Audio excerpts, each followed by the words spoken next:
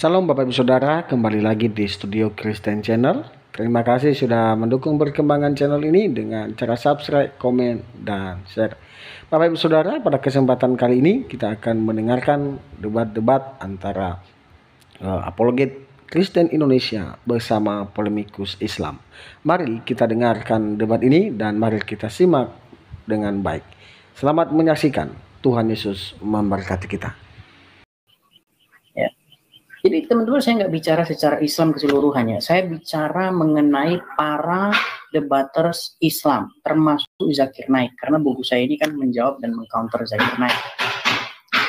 Jadi tuduhannya itu teman-teman. Mengapa kau tuhankan manusia? Nah sebenarnya teman-teman, kalau teman-teman betul-betul memahami apa definisi mentuhankan, maka sebenarnya pertanyaan itu juga harus dipertanyakan kepada umat Islam, ya. Nah, memang tidak mungkin dan memang tidak ada umat Muslim yang mengatakan bahwa mereka mentuhankan Muhammad. Tidak ada di bawah kolong langit ini. Saya rasa tidak ada umat Muslim yang mengatakan bahwa mereka mentuhankan Muhammad, ya. Nah, nanti bagaimana jalannya diskusi itu teman-teman ya. Nah, saya akan berikan sama kalian dulu satu gambar sebelum kita berbicara lebih lanjut ya. Karena banyak orang juga yang masih awam ya teman-teman ya. Saya akan berikan dulu satu gambar sama kalian supaya kita bisa mengerti apa yang sedang saya bicarakan. Ya, dari gambar ini teman-teman. Ini sebenarnya gambar ini ilustrasi teman-teman bagaimana uang di zaman modern itu dituhankan. Ya, karena orang itu cenderung berpikir sempit. Makna dari mentuhankan itu maksudnya itu Anda pergi ke tempat, misalnya saya kasih contoh ya, Anda pergi ke masjid misalnya, terus di sana sholat, terus apa yang disembah di sana itulah yang dituhankan. Terus kalau orang Kristen misalnya pergi ke gereja, di sana nyanyi atau ibadah apa gitu kan, terus siapa yang ditujukan kepada siapa itulah yang dituhankan. Padahal sebenarnya teman-teman, itu definisi yang salah teman-teman ya. Definisi mentuhankan itu adalah ketika kamu memperlakukan sesuatu itu seolah-olah dia itu berkuasa atas dirimu sepenuhnya ya. Kamu percaya bahwa sesuatu yang kamu tuhankan itu yang menentukan segalanya. Itu sebenarnya definisi mentuhankan ya. Jadi teman-teman jangan salah, ada orang mentuhankan uang, ada orang mentuhankan iblis, ada orang mentuhankan. Bahkan di dalam Al-Quran ada dikatakan orang yang mentuhankan hawa nafsunya. Ya. Nah teman-teman, kembali kepada tuduhan awal tadi, yaitu tentang mentuhankan manusia. Ya. Karena ini yang inti dasarnya itu di situ teman-teman. Tuduhannya itu di situ. Nah, waktu itu kami sedang berdiskusi mengenai masalah itu ya dengan Pak Sahrul. Nanti saya akan ulas ya diskusi dengan Pak Sahrul tersebut ya. Saya akan coba bagikan layar yang kecil saja. Teman-teman nanti tolong di komen kalau misalnya tidak ada ini ya. Nah, jadi ini sebenarnya berawal dari buku juga teman-teman ya. Teman-teman tolong menyaksikan dulu ya.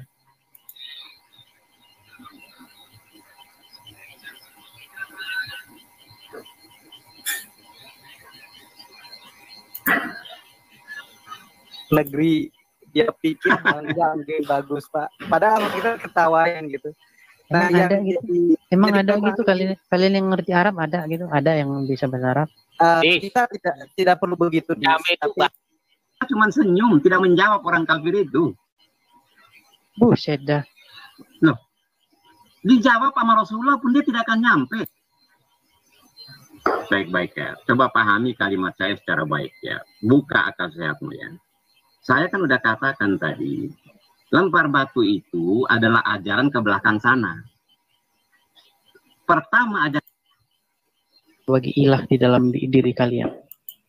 Ya, jadi intinya Pak Sahrul itu, intinya kami waktu berdiskusi itu, Pak Sahrul itu ingin memberikan semacam satu inti, inti dari perdiskusian antara Islam dan Kristen, di mana Pak Sarul itu mengatakan la ilaha illallah. Dia mengatakan gitu. Itu yang harus kamu pahami, Edis, kata Pak Sarul. Nah, kemudian saya menimpali begini. Betulkah Pak Sarul bahwa statement Anda itu benar, bahwa la ilaha illallah, bahwa hanya Allah saja yang menjadi ilah di dalam Anda? Saya bilang begitu dengan Pak Sarul. Ya. Nah, bagaimana jalannya diskusi? Kita saksikan lagi, teman-teman.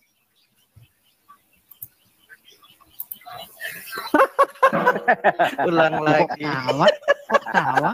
Jangan ketawa. Enggak, pertanyaannya itu Jangan lagi, ketawa. itu lagi gitu, Dis. Loh, Enggak kok itu betul, lagi? Bang. Ya memang cuma itu kok. Cuma itu kok Oke. perbandingan kita. Oh, cuma Kadang-kadang Kenapa kok kadang-kadang ketakutan kamu? kadang-kadang gini ya. Kadang-kadang kita mau jawab apa?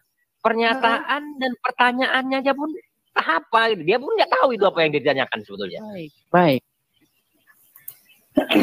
Ya, teman-teman, saya jelaskan, teman-teman, ya. Jadi mereka mengatakan itu aja, itu aja. Ya memang sebenarnya itu aja, karena tuduhan yang dari dulu dilontarkan itu adalah itu. Mengapa kamu menuhankan manusia? Mengapa kamu tuhankan manusia? Mengapa kamu sembah manusia? Itu, ya, itulah inti dari perdebatan yang terjadi yang selama ini saya simak. Mengapa kamu mentuhankan manusia? Makanya ini yang saya kejar terus, teman-teman. Dan ini yang saya tulis di dalam buku saya dengan berjudul Apakah Islam Mentuhankan Muhammad? Itu judul buku bab dalam bahasan saya itu. Karena itu sebenarnya pertanyaan balik ketika Zakir Naik mengatakan, mengapa engkau menuhankan manusia? Mengapa engkau sembah Nabi? Mengapa engkau menuhankan Yesus dan lain sebagainya? Jadi tuduhan itu saya balikkan begitu dengan perkataan yang sama. Apakah kalian mentuhankan Muhammad? Ya, makanya harus nonton dari awal, ya. Apa definisi mentuhankan? Nah, kita saksikan lagi, teman-teman, ya. Mohon maaf, saya agak batuk jadi bicaranya agak tersendat-sendat, ya. Saya teruskan lagi, teman-teman. Baik, Bener baik. lah kalau kamu dulu itu kena geger otak. Saya kutip dari ayat Al-Quran. Orang-orang Nasrani dan Yahudi menjadikan rahib-rahib mereka, ya, dan alim ulama mereka sebagai ilah selain Allah, ya, yaitu surat At-Taubah ayat 29. Bentar dulu, tengok dulu. Baik, tampilkan dulu di layar, Bentar dulu. Teruskan coba. Ya, jadi kalau kita baca, ya, jadi sebelum dibaca saya tanya dulu sama kamu, apa yang membuat orang-orang rahib-rahib dan alim ulama itu dijadikan Tuhan selain Allah? Kriteria apa yang membuat bahwa alim ulama itu dijadikan ilah selain Allah, dijadikan Tuhan selain Allah? Coba jawab. Nanti kita balik ke Muhammad. Apakah kalian itu menjadikan Muhammad sebagai ilah di samping Allah? Jawab. Silakan Bang Sures mungkin di ini dulu. Enggak, saya mau nanya. Dia ini ngomong apa gitu? Ya, perhatikan katanya. Dia ini ngomong apa katanya. Teman-teman mendengar suara saya, ya? Teman-teman mendengar suara saya, teman-teman? Ya, dia katakan dia ini ngomong apa coba. Jadi dengan gimana ya, kadang-kadang memang saya putus asa, apa memang dia ini pura-pura tidak tahu atau bagaimana. Tapi yang jelas ayatnya begitu tegas di sini, ya. Saya tampilkan aja yang besarnya, ya. Lihat nih. Nih, ya, saya tampilkan teman-teman biar teman-teman lihat. Sabar, ya. Nah, ini. Mereka menjadikan orang-orang alim, mohon maaf sekali teman-teman, ya, ini tema berulang, ya. Tema berulang, dan ini saya bahas di buku saya. Ya, saya tulis dulu buku saya bagi teman-teman yang mau mendapatkan buku saya itu di running tag, ya. Nah, jadi mohon maaf ya karena berulang-ulang ini udah sering saya bahas, karena memang ini terus dari dulu yang dibahas dan ini yang nggak pernah dipahami gitu dengan mereka ini, ya, para debaters muslim ini, ya. Saya bacakan ya, mereka menjadikan orang-orang alim dan rahib-rahibnya sebagai Tuhan selain Allah. Jadi yang saya tanyakan sama mereka itu sebenarnya gini, kriteria apa sih yang sehingga dikatakan bahwa mereka itu menjadikan rahib-rahib mereka itu sebagai Tuhan? Kenapa gitu loh? Kenapa kok dikatakan bahwa mereka itu menjadikan rahib-rahib mereka sebagai Tuhan di samping di selain Allah? Ya. Apa sebabnya sehingga mereka dikriteriakan ya, digolongkan menjadikan rahib-rahib ya, menjadikan alim ulama itu sebagai Tuhan? Kenapa? Apa sebabnya kok bisa dikatakan mentuhankan mereka? Itu yang saya tanyakan sama mereka yang ada di siaran itu. Tapi entah kenapa atau pura-pura nggak tahu dengan pertanyaan saya, ya, atau memang nggak ngerti, nggak paham, saya nggak tahu ya. Makanya kadang-kadang saya merasa frustasi gitu. Apa saya salah membuat pertanyaan atau bagaimana? Atau teman-teman yang di kolom chat ngerti nggak maksud pertanyaan saya? Coba ngerti nggak teman-teman? Coba tolong di komen. Ngerti nggak maksud saya? Yang saya tanyakan itu apa? Saya itu bertanya, ya, kenapa sih sehingga seseorang itu dikatakan mentuhankan rahib-rahibnya, sehingga dikatakan mereka itu menjadikan rahib-rahib dan guru-guru mereka itu sebagai Tuhan? Apa sebabnya sih? Nah, teman-teman paham kok, tapi mereka nggak paham, entah kenapa, atau pura-pura nggak paham. Ya, kita sambung lagi ya. Ini kamu makanya baca Quran itu jangan cuma dibaca Arabnya doang, akhirnya jadi kayak begitu. Saya bacakan sama kalian. At-Taubah 31. Ya. Saya bacakan. Saya tampilkan dulu. Saya buka dulu saya ya. Saya buka Google dulu ya. At-Taubah 31. Mereka menjadikan orang-orang alimnya dan rahib-rahib mereka sebagai Tuhan selain Allah. Saya tanya sama kamu, Sueb atau Pak Sahrul atau siapapun di sini yang berkompeten menjawab. Apa yang dikriteriakan Al-Quran sehingga orang-orang alim dan rahib-rahib itu dijadikan sebagai Tuhan selain Allah? Kriteria apa sehingga mereka itu dijadikan Tuhan selain Allah? Yang menjadikan Tuhan selain Allah siapa? Di sini tulisannya mereka. Mereka ini siapa? Iya, makanya pahami pertanyaan saya ya. Pahami pertanyaan saya. Mereka menjadikan orang-orang alim dan rahib-rahib mereka sebagai Tuhan selain Allah. Kita nggak peduli siapa mereka di sini. Yang jelas ada orang yang menjadikan orang-orang alim dan rahib-rahibnya sebagai Tuhan selain Allah. Yang jadi pertanyaan saya begini.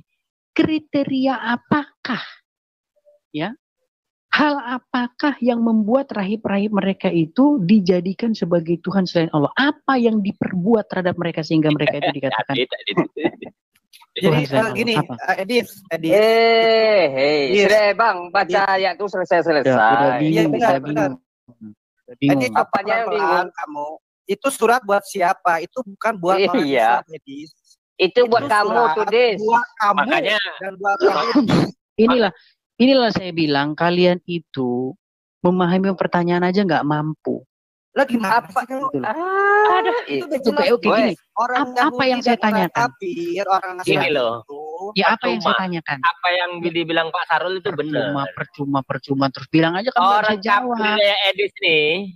Kamu ya, jadi nggak ada mereka yang menjawab teman-temannya. Padahal pertanyaan saya itu sederhana. Makanya teman-teman banyak yang komen, Bang Idris kenapa sih kok mengulang-ulang bosen kita dengernya. Gini teman-teman ya, yang saya tanyakan itu nggak ditangkap mereka. Kenapa saya ulang lagi gitu? Yang saya tanyakan itu kan gini. Kenapa sih di sini kok dikatakan mereka itu menjadikan orang-orang alim dan rahib-rahib sebagai Tuhan selain Allah? Kenapa gitu loh? Kok bisa dikatakan mereka itu menjadikan rahib-rahib ya dan alim itu sebagai Tuhan? Kok bisa begitu? Kriteria apa yang membuat mereka itu dikatakan mentuhankan rahib-rahib mereka gitu? Apa sebabnya gitu? Tapi nggak nangkep. Ya, biar saya bacakan ya. Biar saya bacakan. Ini yang menjelaskannya adalah Muhammad, teman-teman ya. Jadi lagi-lagi saya ulangi lagi ini ya bagian ini. Ya, sampai orang bosan. Ini kan udah sering saya bahas. Karena apa? Karena dari dulu ini terus gitu. Orang kan mereka tanya gini, kamu kok mentuhankan manusia? Kamu kok mentuhankan Yesus? Kamu kok menyembah manusia? Gitu. Ya kan? Karena di dalam Al-Quran itu yang dijadikan sebagai Tuhan itu banyak gitu loh. Jadi di sini dikatakan orang-orang alim ya dan rahib-rahib itu dijadikan sebagai Tuhan gitu loh selain Allah. Nah sebabnya itu apa gitu loh? Kriteria apa yang menyebabkan itu? Ya. Apa ininya? Kriteria-kriterianya sehingga dikatakan itu mentuhankan rahib-rahib. Nah Muhammad menjelaskan teman-teman ya. Saya bacakan ya. Kalau kalian baca tafsir dari At-Taubah 30 dan 31 ini, saya bacakan ceritanya. Bagaimana kok bisa rahib-rahib mereka itu dituhankan. Ya, saya bacakan nih ceritanya. Jadi pada satu kisah teman-teman ya, saya ceritakan. Jadi ada seseorang ya, namanya itu Adi ya, Adi Ibnu Hatim ya. Dia ini adalah seorang yang terpandang ya. Nah, jadi saudara perempuan dari Adi ini ya, itu kembali kepada saudara laki-lakinya, maksudnya Adi ya, dan menganjurkannya untuk masuk Islam dan menghadap Rasulullah. Akhirnya Adi datang ke Madinah. Nah, perhatikan ini ya. Nah, dia adalah pemimpin kaumnya, yaitu kabilah Tayyi ya, dan ayahnya yaitu Hatim At-Tayyi ya. Nah, terkenal dengan kedermawanannya. Nah, maka orang-orang Madinah ramai membicarakan kedatangan Adi Ibnu Hatim tadi. Nah, jadi si Adi ini teman-teman itu masuk menemui Muhammad. Ya. Sedangkan jadi Adi ini orang Nasrani ya. Sedangkan pada leher Adi tergantung salib yang terbuat dari perak. Nah, saat itu Rasulullah sedang membacakan firman-Nya. Nah, atau tadi yang dibaca Muhammad di sini. Muhammad mengatakan, mereka menjadikan orang-orang alim dan rahib-rahib mereka sebagai Tuhan selain Allah. Perhatikan ini teman-teman. Ini Anda harus hati-hati di sini karena mereka nggak ngerti nih. Pak Sarul pun nggak ngerti ini, ya. Dan kawan-kawannya tadi yang di channel itu nggak ngerti mereka. Saya lanjutkan teman-teman ya. Adi ya melanjutkan kisahnya bahwa ia menjawab. Nah, jadi Adi itu protes kalau dikatakan bahwa mereka itu menjadikan rahib-rahib mereka sebagai Tuhan. Itu Adi nggak terima gitu loh. Dia bilang gini, sesungguhnya mereka tidak menyembahnya. Jadi Adi itu ngomong, mentuhankan? Enggak gitu loh. Mereka nggak menyembahnya ya Rasulullah, kata dia. Tapi apa kata Muhammad? Perhatikan ini. Tidak. Sesungguhnya mereka mengharamkan hal yang halal bagi para pengikutnya dan menghalalkan hal yang haram bagi mereka. Lalu mereka mengikutinya. Yang demikian itulah ibadah mereka kepada orang-orang alim dan rahib-rahib mereka. Teman-teman paham itu? Dengan penjelasan itu, paham nggak teman-teman dengan penjelasan Muhammad itu? Coba tolong dulu ini di komen, tolong komen saya dulu. Paham nggak dengan penjelasan Muhammad itu? Kalau sangat paham berarti mantap. Ya, saya sangat paham dengan penjelasan Muhammad itu. Bahwa di dalam menurut pendapat Muhammad, di saat rahib-rahib mereka itu mengharamkan sesuatu yang halal atau sebaliknya menghalalkan sesuatu yang haram, lalu diikuti oleh para pengikutnya, menurut Muhammad itulah penyembahan mereka terhadap rahib-rahib mereka. Itulah peribadatan mereka terhadap rahib-rahib mereka. Itulah kriteria sehingga dikatakan mereka mentuhankan rahib-rahib mereka. Teman-teman paham dengan penjelasan itu? Paham tidak teman-teman? Tolong komen dulu. Paham tidak dengan penjelasan itu? Ya, saya rasa paham teman-teman dengan penjelasan itu ya. Nah, jadi teman-teman, dikatakan bahwa mereka itu mentuhankan rahib-rahib mereka. Dikatakan bahwa mereka itu menjadikan rahib orang-orang alim sebagai Tuhan. Karena hal-hal itu, karena hal-hal yang disebutkan oleh Muhammad tadi itu. Itulah yang menyebabkan, itulah yang dapat ditarik satu kesimpulan sebagai penyembahan atau menjadikan mereka sebagai Tuhan itu tadi. Ya. Dan lalu sekarang kita balik hukum yang digunakan oleh Muhammad ini, kita balik sekarang ke Pak Sahrul dan kawan-kawan. Kita balik sekarang. Ya, kita balik. Nah, kita saksikan ya bagaimana saya membalikkan itu kepada mereka ya. Tolong teman-teman mendengar ya, nonton dari awal ya teman-teman ya. Kamu tahu nggak jawabannya apa? Biar saya jawab. Kalau kamu nggak bisa jawab, biar saya jawab. Nggak perlu. Pertanyaan saya itu simple. Kriteria apa yang membuat rahib-rahib mereka itu sehingga mereka itu dijadikan Tuhan selain Allah? Iya, makanya ini surat, ini sebentar, kasih waktu. Ini surat disampaikan jangan sampai umat Islam itu mengikuti orang-orang Yahudi dan orang-orang Nasrani yang mengilahkan padahal itu seorang nabi atau seorang ulama. Yang mengilahkan, betul. Yang mengilahkan. Oke. Pertanyaan saya begini. Apa yang membuat mereka itu sehingga dikatakan mengilahkan rahib-rahib mereka? Ya kau tanya aja sama diri kau sendiri, ngapain kau jadi saya jawab. Jadi kau tanya aja. Padahal sebenarnya mereka nggak tahu teman-teman ya. Padahal itu ada di kitab mereka, ya. Ditanya seperti itu, kau tanyakan aja mereka, cobalah. Jawaban macam apa seperti ini? Iya kan? Jawaban macam apa seperti itu? Ya, saya teruskan lagi. Ya, saya teruskan lagi teman-teman. Kalau nggak tahu kalian, ya kan? Baik. Kau jawab aja lah kenapa kau Tuhan kan? Ya. Kalau kalian tidak bisa jawab, saya jawab. Jadi kalau kalian jawab aja, karena kaunya itu yang pelakunya. Ya. Iya. Kalau kalian tidak bisa jawab, saya ayat jawab. Al-Quran itu jadi, inilah muter-muter terus kamu. Sudah saya bilang, kalian itu nggak lebih ngerti Quran daripada saya. Saya jawab. Oh iya. Jadi di balik cerita ini adalah seseorang dari Bani Tayy, ya, yaitu Adi. Kok ketawa kamu? Kamu memang nggak tahu ini, ya, memang nggak tahu kamu. Saya kasih tahu. Jadi Adi bin Tayy itu suatu saat bertemu dengan Muhammad dan dia itu pakai kalung dari perak, ya, kalung salib dari perak. Kemudian Muhammad mengatakan, buka kalungmu itu. Kemudian dikatakan waktu Muhammad sedang membaca At-Taubah 31, mereka menjadikan rahib-rahib mereka dan alim ulama mereka sebagai Tuhan di samping Allah. Kemudian Adi itu protes.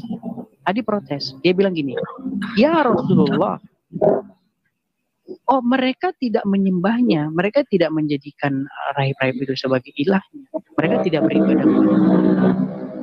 Lalu dijawab sama Muhammad, tidak. Ya, tidak, mereka menuhankan dia, mengilahkan dia. Ya teman-teman, itu seperti yang saya jelaskan tadi teman-teman ya, itu seperti saya jelaskan tadi, pokoknya sudah disitulah intinya ya. Nah kita agak sedikit lompat aja biar nggak terulang lagi di situ ya. Kita lompat dulu sedikit.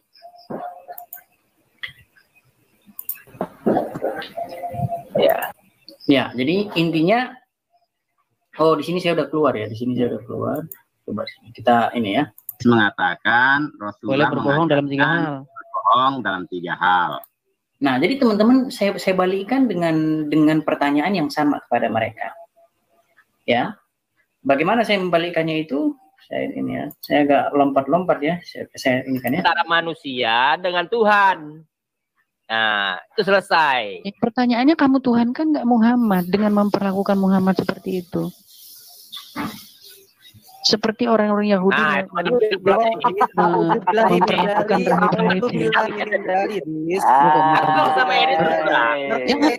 jangan muter-muter. Pertanyaan saya simpel. Kau yang muter-muter dari tadi. Kau yang muter-muter. Saya bacakan satu ayat dalam Quran sama kalian. Di dalam Al-Ahzab ayat 70 dikatakan, ya ayyuhallazina amanu. Jangan muter-muter. Jangan muter-muter dulu. Ya ayyuhalladzina kamu percuma udah belajar 8 tahun, diganggu-ganggu 9 tahun, jangan-jangan lu DO nanti. Kalian, kalau kalian itu ngerti Quran, ya, jangan ya kalian itu cuman baca Arab-Arabnya doang, akhirnya jadi kayak begitu. Gitu. Saya bacakan, dengar dulu, saya bacakan sama kalian. Ya, Al-Ahzab 70. Kau jangan lari, kau selesaikan dulu kau selesaikan aja ayat 31 tadi ini atau ubah ini. Jangan kau lari-lari. Bertakwalah kamu kepada Allah dan katakanlah perkataan yang benar. Ini ayat Al-Quran. Ya kan? Makanya ngapain ditanggapi? Ya ayyuhalladzina amanu. Kamu bertakwalah kepada Allah. Masa kamu dibacain Al-Quran ketawa kamu? Kamu ini sebagai umat muslim dibacain Quran kamu ketawa. Inilah yang membuktikan bahwa kamu muslim odong-odong. Kamu nggak ngerti apa-apa. Bacaan besar.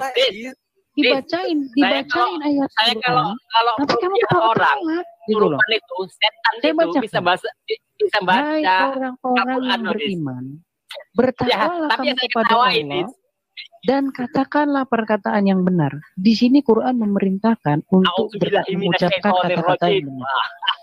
Saya tanya sama kalian, apakah Muhammad pernah mengajari kalian berdusta? Lebih baik kamu ke aja lah, ke RS saya tanya dulu lah. sama kalian, apakah Muhammad pernah mengajari kalian berdusta? 2 bulan kamu Saya ke tanya RS. kalian, Mudah-mudahan baru kamu ikut Muhammad pernah mengajari kalian berdusta? Yes. Ya, jadi pertanyaan saya itu dari dulu memang itu saya ulang-ulang terus teman-teman. Karena apa? Karena pertanyaannya terus sama mereka itu terus tuduhannya dari dulu. Jadi itu lagi saya balikin lagi sama mereka. Ya. Jadi teman-teman, intinya adalah begini ya. Di dalam Al-Qur'an, di dalam Al-Ahzab ayat 70, ada satu ayat di dalam Al-Quran itu yang menyuruh mengatakan kepada orang-orang beriman itu mengatakan perkataan yang benar.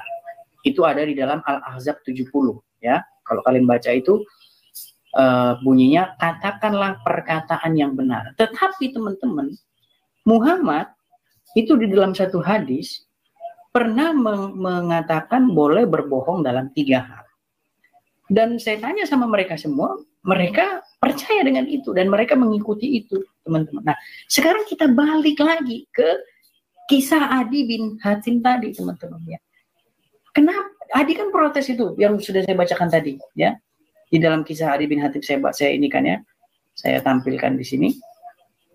Ya, di sini dikatakan di sini sesungguhnya mereka tidak menyembahnya. Adi bilang begitu kan. Terus Muhammad berkata, tidak, ya. Sesungguhnya mereka mengharamkan hal yang halal bagi para pengikutnya dan menghalalkan hal yang haram bagi para pengikutnya, lalu mereka mengikutinya. Yang demikian itulah ibadah mereka kepada orang-orang alim dan rahib-rahib mereka. Nah, ini sekarang kita balik gitu. Saya balik sama mereka itu. Ya, Sahrul dan kawan-kawan. Kalau di dalam Al-Qur'an dikatakan oleh Allah, diperintahkan oleh Allah, katakanlah perkataan yang benar. Tapi di dalam hadis Muhammad membolehkan boleh berdusta dalam 3 hal. Nah, kemudian Sahrul dan kawan-kawan mengikuti perkataan Muhammad boleh berbohong, sedangkan di dalam Al-Quran disuruh diperintahkan mengatakan perkataan yang benar. Bisa nggak hukum yang sama ini digunakan gitu? Oh, ini mereka langsung kejang-kejang mereka. Waduh, bolak-balik mereka kejang-kejang ke sana kemari, teman-teman ya. Jadi itulah ininya ya. Nah, nanti mereka di sini bertingkah begitu bahwa saya ini nggak ngerti apa-apalah, inilah apalah dan selain sebagainya lah ya. Tapi ternyata setelah saya pergi, apa perkataan mereka di balik setelah saya pergi, teman-teman ya. Kalian menyaksikan sendiri, teman-teman. Setelah saya pergi dari situ, ternyata mereka ngomongin saya di belakang. Apa omongan mereka? Omongan mereka setelah saya pergi? Silakan saksikan, teman-teman ya. Baik, gitu.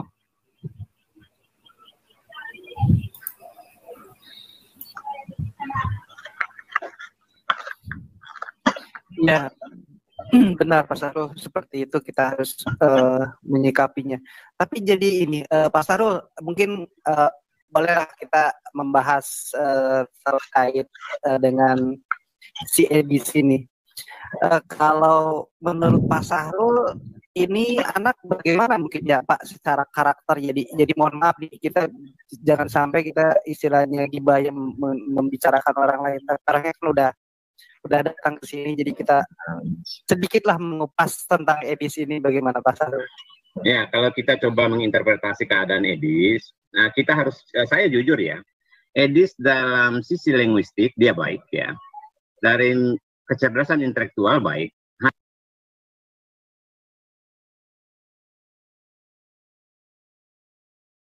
Iya, lihat kan pengakuan dari Sahrul. Setelah saya pergi, apa yang dikatakan? Edis, saya akui dia baik, penguasaan ini baik. Jadi ternyata teman-teman, setelah saya pergi, baru diakui bahwa apa yang saya katakan itu diakui oleh Pak Sahrul gitu. Baik, begini, ya, komunikasi baik. Dia bilang cerdas dan lain sebagainya. Nanti kalian simak sendiri ya.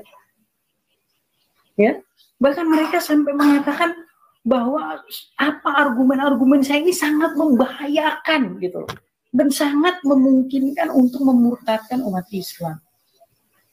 Ya, tapi di depan ketika masih ada saya, mereka nggak ngakuin itu. Setelah saya pergi baru mereka ngakuin. Teman-teman nanti silakan saksikan sendiri. Saya nggak bohong teman-teman ya. Jadi memang buku saya ini itu memang sangat meresahkan Sahrul dan kawan-kawan, sangat mengganggu Sahrul dan kawan. Ini topik saya ini saya bahas teman-teman di buku saya ya, yang berjudul Apakah Islam Mentuhankan Muhammad. Itu di bab itu. Ya, kalian baca panjang lebar itu saya uraikan. Ya, teman-teman bisa saksikan sendiri itu nanti. Ya, kita nonton aja bareng-bareng teman-teman ya, biar enggak ini ya, kita saksikan bareng-bareng teman-teman.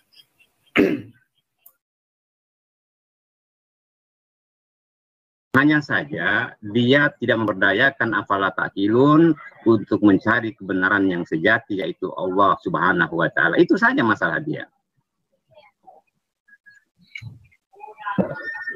Tapi Pak Sahrul, kita kalau dari gayanya tadi, kita sebagai umat Islam perlu juga membentengi teman-teman kita Muslim yang pengetahuannya agak kurang gitu. Dia bisa, aku tengok dia bisa melintir-melintir gitu. Oh, sangat bisa. Kalau sangat bisa. melintir-melintir. Kalau ya, sangat bisa.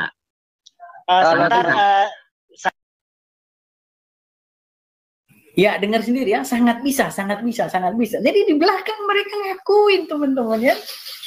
Inilah yang saya bilang, apa ini bisa nggak ini dikategorikan sebagai munafik? Munafik, bisa dikategorikan munafik gitu. Di waktu ada saya tadi, mereka nggak mau jawab itu. Mereka bikin gaduh, ribut, menganggap bahwa itu sekedar hanya mainan saja, nggak perlu dijawab. Giliran saya pergi, baru ngomong, nampaknya kita perlu ini menjawab ini, kita perlu meluruskan, karena ini sangat membahayakan bagi orang-orang Muslim awam dan lain sebagainya. Gimana sih Pak Sahrul dan kawan, waktu ada saya, kalian ribut, rame, ya kan? Nggak memberikan ruang untuk diskusi yang bagus.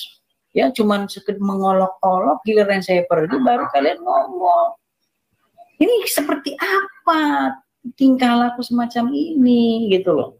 Nanti saya kasih link ya, mudah-mudahan saya mau temukan Muslim yang masuk ya. Nanti saya kasih linknya teman-teman habis ini.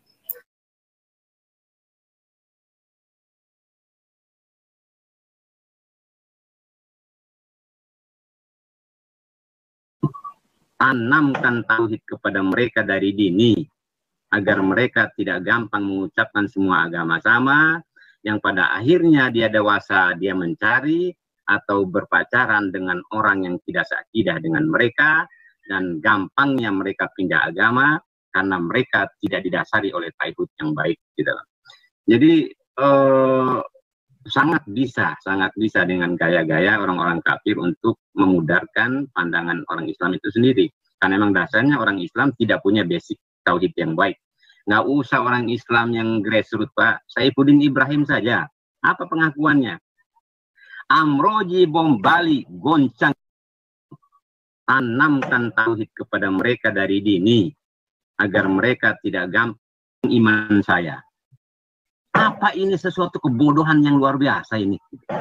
Dia tahu betul membom, membunuh manusia yang tidak bersalah.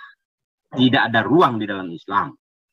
Tapi dia berani mengatakan amroji bom Bali goncang iman saya. Pertanyaan saya, apa dia punya tauhid?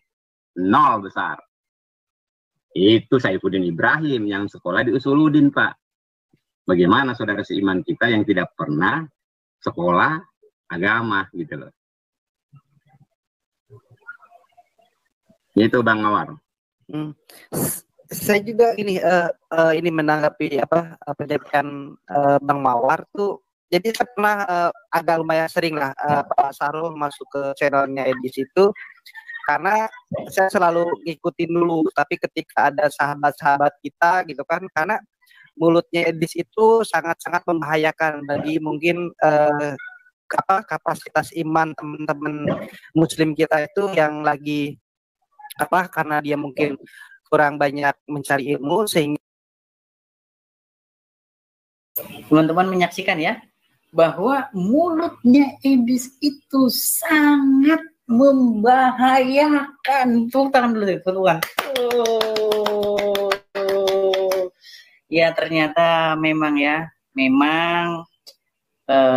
walaupun pahit tetap harus diakui ya bahwa bukan baca buku saya ya, makanya saya pastikan untuk teman-teman kalau baca buku saya, kalau pakai otak loh, syaratnya harus pakai otak. Setelah selesai baca buku saya, kalau memang pakai otak, pasti akhirnya minta dibaptis, teman-teman. Ya, pasti, saya pastikan. Syaratnya pakai akal pikiran, itu aja, cuman itu aja. Kalau cuman masalah iya aja ya repot, teman-teman ya.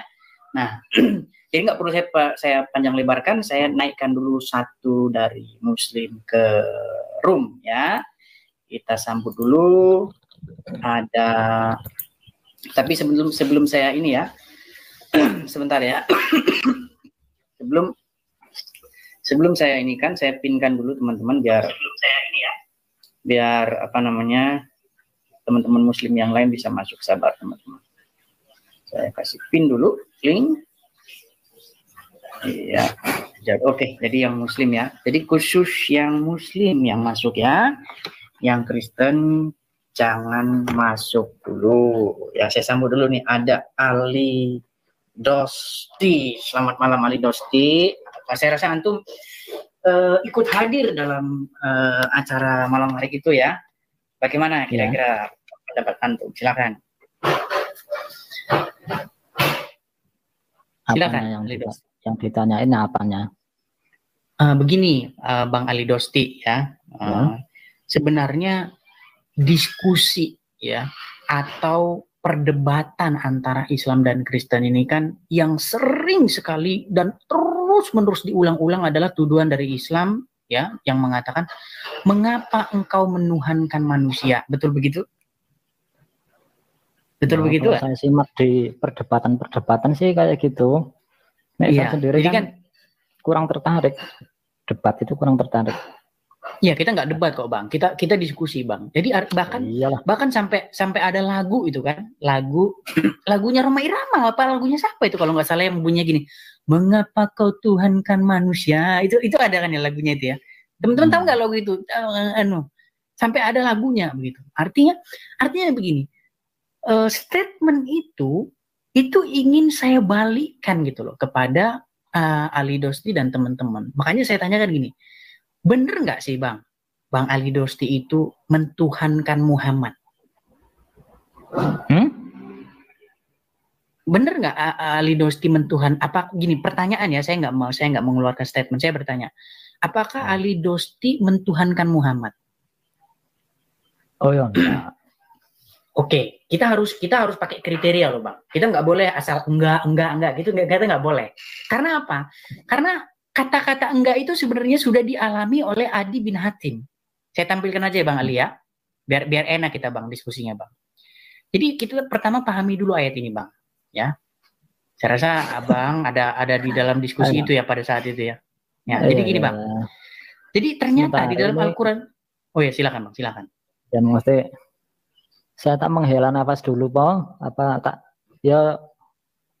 nanti saya tak bikin kopi. Enggak mesti lucu gitu loh. Saya Muslim dari sejak zaman dari kandungan diajari ayat Al-Quran oleh orang Kristen, oleh orang kafir. Ya, maksudnya kafir di sini tuh orang yang menolak Muhammad gitu ya. Istilahnya seperti itu. Bukan saya mengatakan kafir itu orang yang nggak bertuhan sama sekali, ya itu namanya ateis. Ya lucu. Iya. Jadi gini kita diskusi santai. Baik Bang. Jadi gini Bang, seperti yang saya bilang tadi Bang. Kalau Abang nonton dari awal ya Bang ya. Jadi dari awal saya udah bilang, saya rasa tidak ada di bawah kolong langit ini umat Muslim yang mengatakan bahwa dia mentuhankan Muhammad. Ya, saya rasa menurut saya pribadi, saya rasa nggak ada. Ya, sama seperti Adi bin Hatim yang tidak pernah mengakui bahwa orang-orang Yahudi dan Nasrani mentuhankan rahib-rahib dan alim ulama mereka. Nah sekarang coba kita gunakan standar itu, karena gini loh Bang. Contoh ya, kalau dikatakan orang, oh kamu jelek. Oh, enggak, orang kan nggak mau karena dia merasa ganteng gitu loh. Nah, sekarang kriteria apa gitu loh yang kita gunakan untuk mendiskualifikasi seseorang itu jelek atau ganteng? Karena kita itu harus punya yang namanya tolak ukur. Apa sih yang dikriteriakan dia mentuhankan itu apa sih? Nah, itu sebenarnya kita pakai kriterianya Muhammad, Bang Ali Dosti. Mau nggak pakai kriterianya Muhammad? Coba mana? Baik, saya tampilkan dulu ayat Qur'annya ya. Jadi di dalam Al-Quran, baik. Jadi di dalam Al-Quran Bang Ali, ada satu ayat berbunyi begini. Kelihatan ya Bang Ali ya? Mereka menjadikan orang-orang alim dan rahib-rahibnya sebagai Tuhan selain Allah. Coba. Kriteria apa sehingga mereka itu dikatakan mentuhankan atau menjadikan rahib-rahib itu sebagai Tuhan di samping Allah?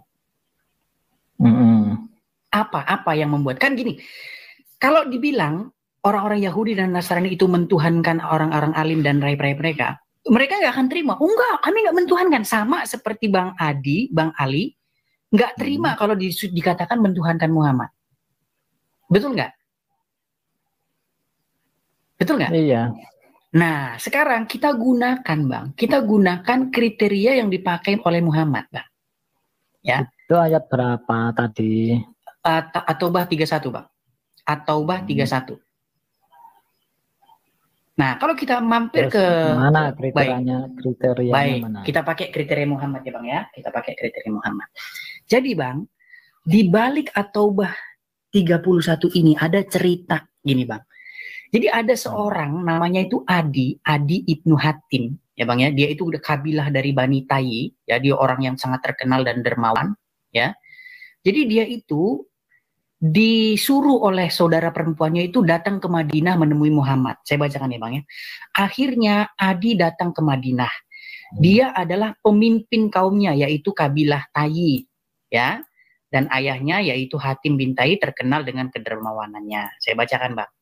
Maka orang-orang Madinah ramai membicarakan datangnya Adi Ibnu Hatim. Nah, Adi masuk menemui Rasulullah. Sedang pada leher Adi tergantung salib yang terbuat dari perak. Lalu Rasulullah sedang membacakan firman-Nya. Nah, lagi bacain ini dia. Muhammad lagi bacakan ini. Lagi bacakan At-Taubah 31 ini. Ya. Nah, apa kata Muhammad? Mereka menjadikan orang-orang alim dan rahib-rahib mereka sebagai Tuhan selain Allah. Nah, Adi protes, Bang Ali. Sama seperti Bang Ali protes kalau dikatakan menuhankan Muhammad. Adi itu protes. Dia bilang gini. Adi melanjutkan kisahnya, dia menjawab. Sesungguhnya mereka tidak menyembahnya. Ya, Adi sebagai dia orang Nasrani yang pakai kalung salib di lehernya, protes dia. Enggak menuhankan, enggak menyembah kok. Rasulullah bersabda, tidak. Sesungguhnya mereka mengharamkan hal yang halal bagi para pengikutnya dan menghalalkan hal yang haram bagi para pengikutnya. Lalu mereka mengikutinya. Yang demikian itulah ibadah mereka kepada orang-orang alim dan rahib-rahib mereka. Jadi menurut Muhammad itu, mereka itu menyembah rahib-rahib mereka, menjadikan rahib-rahib mereka sebagai Tuhan selain Allah, ya. Dengan cara mereka itu menghalalkan yang haram atau sebaliknya mengharamkan yang halal. Anda sepakat nggak dengan Nabi Anda sendiri, Bang Ali? Sepakat nggak Anda dengan itu? Sepakat. Baik. Itu saya juga sepakat. Soalnya sebentar. Itu Ya, soalnya keterangan ada juga di tafsir Ibnu Katsir yang itu termasuk kitab yang saya kaji, dan ya sepakat. Maksudnya apa yang ingin disampaikan oleh Muhammad Shallallahu Alaihi Wasallam bahwasanya tidak semata-mata menyembah dalam arti meminta atau menuhankan, ya kan? Cuma mengikuti orang yang menghalalkan apa yang diharamkan oleh Tuhan Sang Pencipta, dan apa sebaliknya juga. Kan seperti itu. Iya, intinya betul sekali. menghalalkan yang diharamkan dan mengharamkan yang dihalalkan. Iya, artinya itu termasuk dalam kategori mempertuhankan. Betul sekali. Ya. Mempertuhankan. Betul, mantap. Saya setuju dengan Bang Ali. Tumben ini saya ketemu dengan debaters muslim yang mantap ini. Mantap. Selama ini jadi gini Bang Ali, saya lanjutkan lagi Bang Ali. Jadi perlakuan, ya jadi gini Bang Ali. Jadi perlakuan kita berdua ini kemasukan Roh Kudus. Jadi kita sebentar Bang Ali, biar kita fokus. Gini Bang Ali.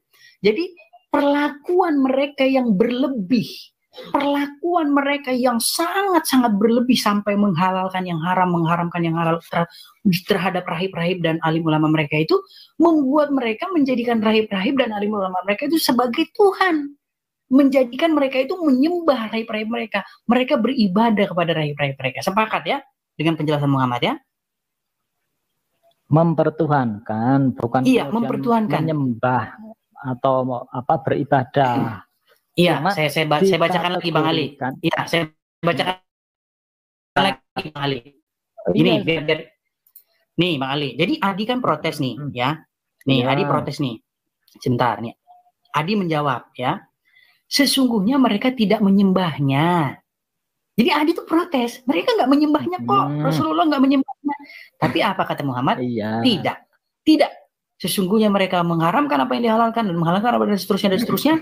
Yang demikian itulah ibadah mereka kepada orang-orang alim dan harib-harib mereka. Jadi gini loh Bang Ali, ya, bahwa perlakuan mereka yang berlebih itu, yang berlebih-lebihan sehingga mengharamkan yang seharusnya halal atau menghalalkan yang seharusnya haram, itu membuat satu kriteria bahwa mereka itu mentuhankan rahib-rahib mereka, seperti kata surat At-Taubah ini. Sekarang kita balik Bang Ali dengan perlakuan Bang Ali terhadap Muhammad.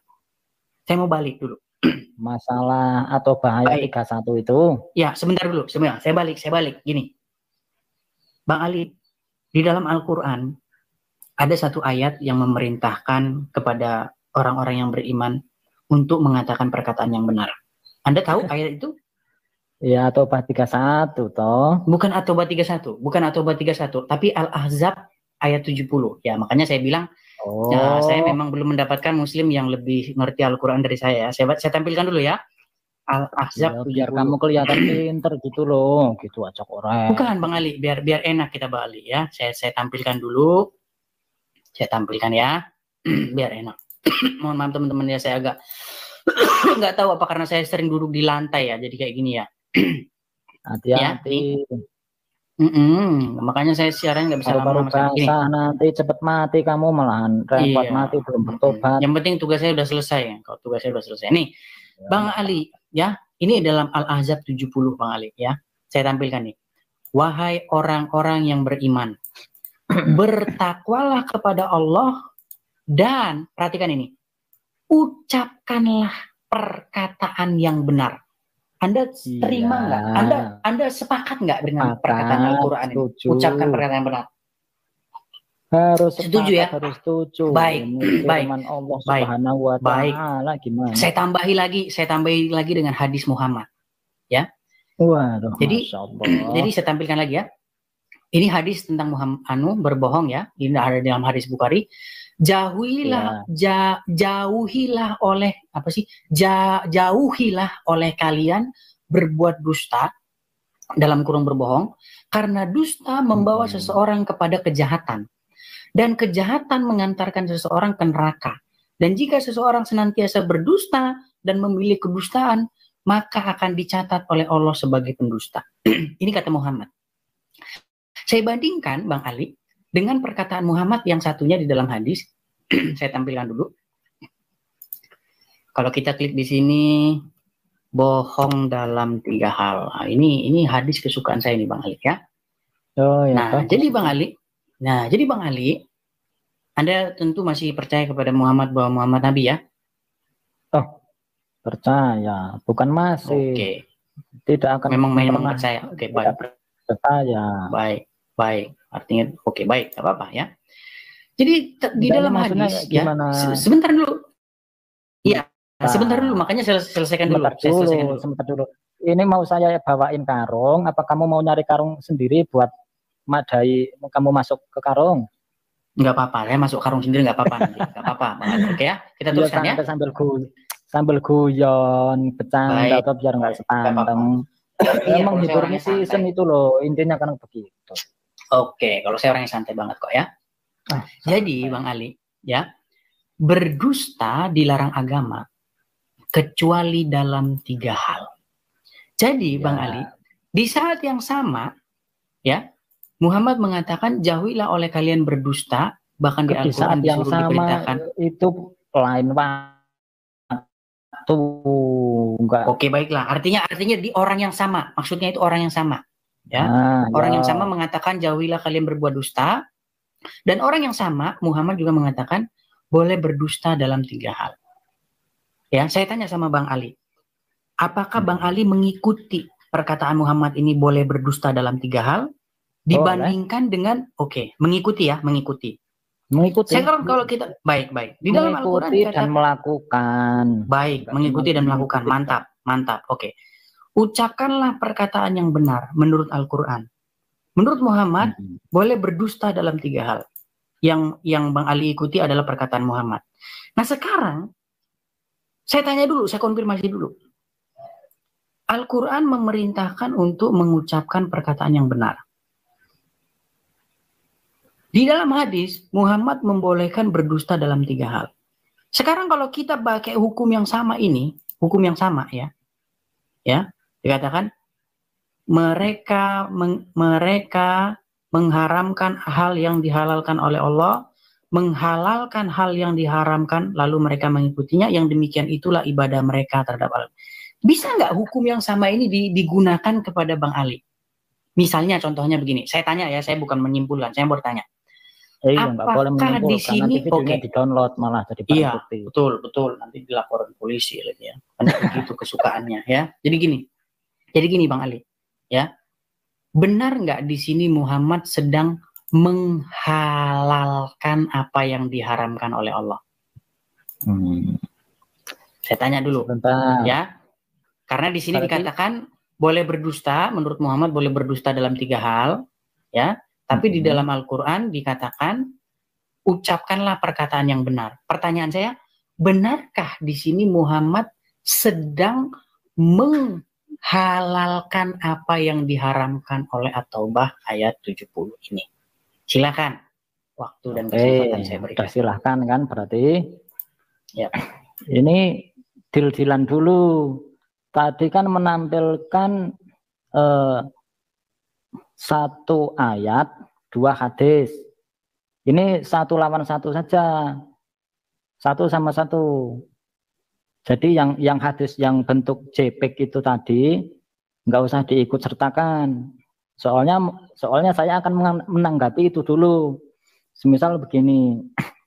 Semisal anak saya mencuri jambu di kebun tetangga seumpamakan, begitu ketahuan anak saya berbohong seumpama pas saya tanyain, tentu saya akan mengatakan kamu jangan sekali-kali berbohong karena berbohong itu seperti ini.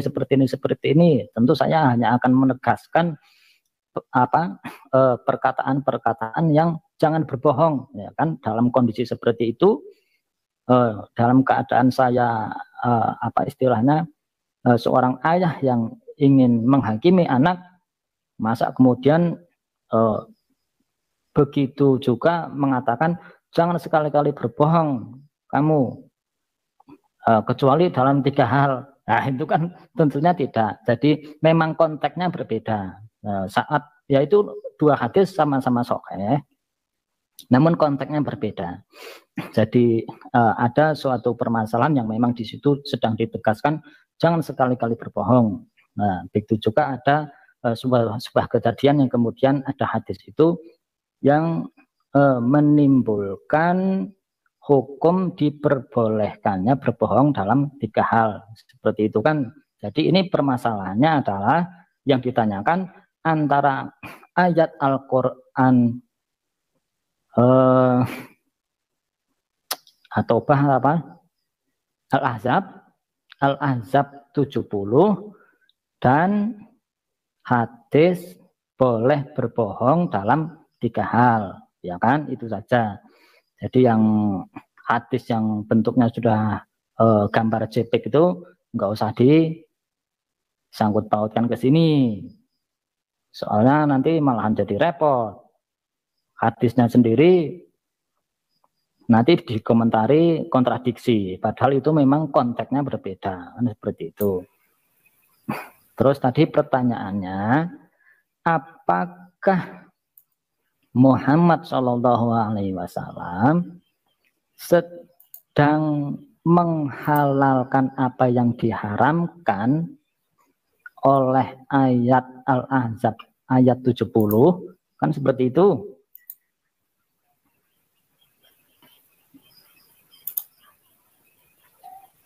Iya, terus kan Bang Ali. Jadi menurut Al-Qur'an kan ucapkanlah perkataan yang benar. Apakah begini? Apakah mengucapkan perkataan yang benar itu maksudnya itu mengucapkan dusta? Itu kata yang benar itu mencakup sebenarnya. Enggak begini Bang Ali. Apakah maksud gini Bang Ali, apakah maksud mengucapkan perkataan yang saya tak tanya dulu.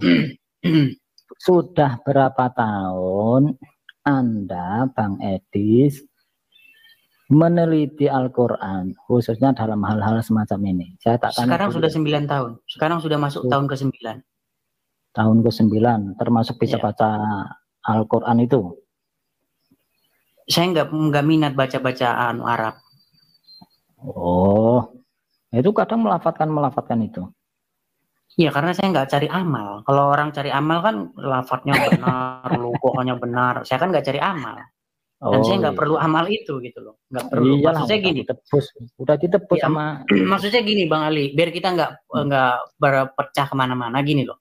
Jadi di dalam Al-Quran ini kan sudah dikatakan, wahai orang-orang yang beriman, ya, bertakwalah kamu kepada Allah dan ucapkanlah perkataan yang benar. Pertanyaan saya itu begini, apakah dusta itu adalah perkataan yang benar? Tergantung konteks. Oh, jadi dusta perkataan yang benar? Tergantung konteks. Saya mengamalkan itu dan jadi berdusta itu perkataan yang benar. Semisal begini. Bukan, nggak simpel itu. Maksudnya gini, maksudnya apakah berdusta itu adalah perkataan yang benar? Tergantung konteks, saya bilang bisa benar. Oh, jadi berdusta jadi berdusta boleh bisa benar ya? Iya kan dalam 3 hal itu. Biar teman-teman yang menyaksikan ya, biar teman-teman yang menyaksikan sendiri ya. Ya. Semisal saya artinya teman-teman yang punya hati nurani kan bisa memutuskan sendiri gitu loh di dalam hati nuraninya. Biar netizen yang berpikir juga. Ya kan, Anda bertanya, saya menjawab menurut apa yang saya yakini kan seperti itu. Nah, saya nggak cuman apa istilahnya membenarkan dalam arti setuju dengan hadis Muhammad SAW itu, bahkan saya sendiri melakukannya saat saya sedang jauh berapa hari atau mungkin berapa minggu dari istri gitu, meskipun kadang saya sebenarnya sedang pas nggak inget rumah sebenarnya. Cuman nanti kalau istri telepon apa istilahnya kapan pulang, nggak kangen po sama rumah gitu. Ya saya bilang waduh ya kangen banget, kangen masakannya, kangen senyumannya, kangen apa. Padahal pada waktu itu mungkin saya sedang saya sedang asik dengan kucing karena saya juga sangat-sangat menyukai kucing lah. Ini termasuk saya membohongi istri apa enggak? Termasuk saya berdusta apa enggak? Saya tanya dong. secara pribadi saja, enggak usah dikaitkan sama agama. Berdusta. Dusta dong, dusta. Iya. Apa yang saya lakukan untuk istri saya dengan tujuan supaya istri saya itu tidak marah, supaya kerukunan rumah tangga ini tetap terjaga, kehangatan ini tetap terjaga meskipun dalam keadaan saling jauh. Dengan ada keniatan seperti itu, apakah kebohongan saya terhadap istri saya itu bisa dibenarkan atau tidak? Menurut Anda sendiri, menurut pribadi Anda sendiri? Nggak bisa. Nggak bisa. Jadi saya harus berkata jujur. Iya dong. Saat saya ditelepon oleh istri, taruhlah Anda sendiri aja. Anda punya istri apa? Belum. Ya teruskan aja Bang Ali. Enggak. Anda punya istri dalam keadaan jauh. Ya, kan? Tadi sudah bilang saya, ya. Ini yang saya ikuti, Bang. Saya tampilkan aja ya, biar saya nggak mau. Karena jadi orang Kristen itu harus mengikuti perkataan Yesus ya. Biar kita ini. Ya, saya tampilkan dulu. Bentar. Saya tampilkan dulu ya. Apanya yang ditampilkan? Sebentar, sabar. Aduh. Saya nggak tahu ya. Tiba-tiba saya buka kok not secure ya. Nggak tahu kenapa. Sebentar nih. Oke, saya tampilkan dulu. Malam apa ini? Ya, saya tampilkan dulu Bang Ali. Dengarkan dulu Bang Ali, lihat ya. Nih, saya tampilkan. Jadi itu pegangannya ini ya. Di dalam Injil Matius. Jadi bedakan apa yang Muhammad ajarkan dan apa yang Injil ajarkan ya. Jadi di dalam Matius 5 ayat 37. Ini maksudnya saya bacakan ya. Sebentar Bang Ali, biar saya bacakan dulu ya. Mau adu kitab apa gimana? Kita kan berbandingkan. Iya dong, kita berbandingkan ajaran Yesus dengan ajaran Muhammad. Jadi kalau ajaran Yesus mengatakan gini, jika sebentar Bang Ali. Ya, sebentar dulu Bang Ali. Kitab suci mau diadu. Sebentar dulu Bang Ali, biar saya bacakan. Dulu Bang Ali ya. Saya bacakan dulu Bang Ali. Saya bacakan. Jika ya, hendaklah kamu katakan ya. Jika tidak, hendaklah kamu katakan tidak. Sebab apa yang lebih dari itu berasal dari si jahat. Jadi kita punya perbandingan Bang Ali. Kalau mengikuti Yesus itu, kalau iya kamu katakan iya, kalau tidak kamu katakan tidak. Apa yang lebih dari situ berasal dari si jahat. Nah kalau Muhammad mengatakan, ya, nih apa yang kata Muhammad kita bandingkan ya, ajaran Yesus dengan ajaran Muhammad, ajaran Injil dengan ajaran Quran. Kata Muhammad nih, ya. Ya jauh lah ajaran Injil. Berdusta.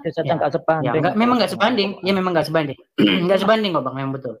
Berdusta dilarang dalam agama kecuali dalam 3 hal. Nah, jadi Muhammad membolehkan berdusta dalam 3 hal. Salah satunya adalah berdusta antara suami dan istri. Nah, jadi begini, Bang Ali, ya.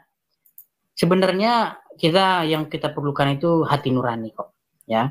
Di dalam Al-Quran sudah dikatakan kok ini ya, ucapkanlah perkataan yang benar, ya. Iya. Ucapkanlah perkataan yang benar. Bahkan di dalam hadis Muhammad juga ngomong nih, jauhilah oleh kalian berbuat dusta. Nah, jangan bawa ini. Nah, tapi kalau kita lihat di hadis yang orang yang sama juga mengatakan boleh berdusta dalam 3 hal. Maksudnya gini Bang Ali, gini.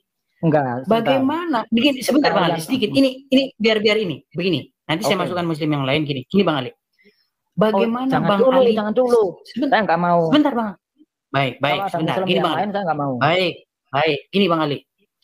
Bagaimana Bang Ali percaya kepada orang yang di satu sisi dia mengajarkan kejujuran, saya kasih hadisnya, di satu sisi dia mengajarkan jauhilah oleh kalian berbuat dusta, tapi di satu sisi yang lain mengajarkan pula boleh berdusta dalam 3 hal.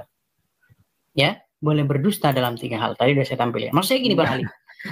Gini Bang, sedikit Bang Ali. Gini, sebentar gini Bang Ali. Makanya baca buku saya biar enak. Gratis loh sama Muslim. Kurang baik gimana coba saya? Ya.